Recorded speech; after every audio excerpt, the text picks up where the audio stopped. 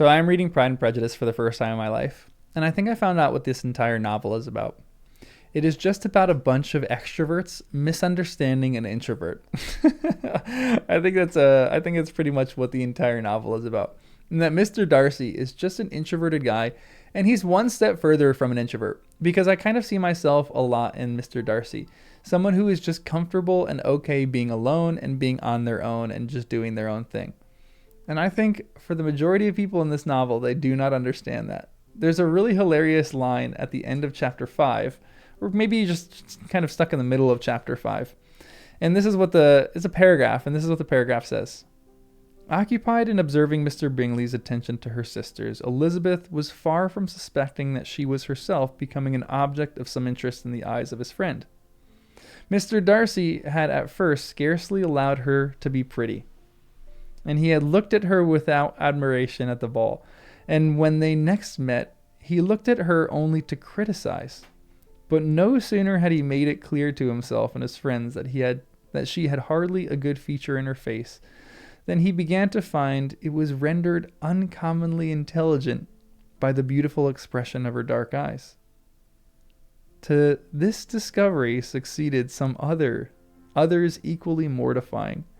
Though he had detected with a critical eye more than one failure of perfect symmetry in her form, he was forced to acknowledge her figure to be light and pleasing. And in spite of his asserting that her manners were not those of the fashionable world, he was caught by their easy playfulness. Of this she was perfectly unaware. To her he was the only man who made himself agreeable nowhere, who had not thought her handsome enough to dance with.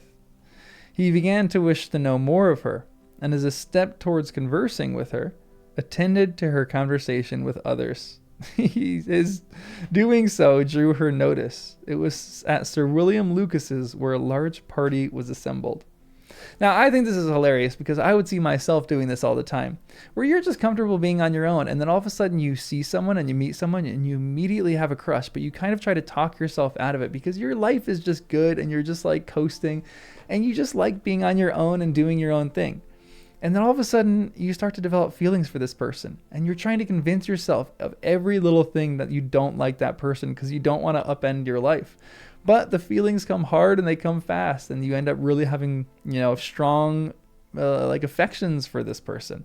And then all of a sudden, you find yourself at like a big party, just kind of meandering over to a person who thinks you're intolerable and insufferable and doesn't like you, mainly because you're an introvert and because he did show a little bit of pride in the beginning of this novel when he didn't want to dance with her. He was a bit mean in that, I will say.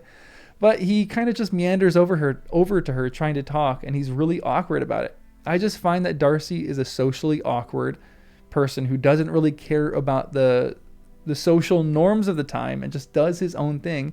And everyone else in the novel is just a gossipy extrovert who doesn't really understand an introvert. I'm pretty convinced that that is the entire storyline of this novel.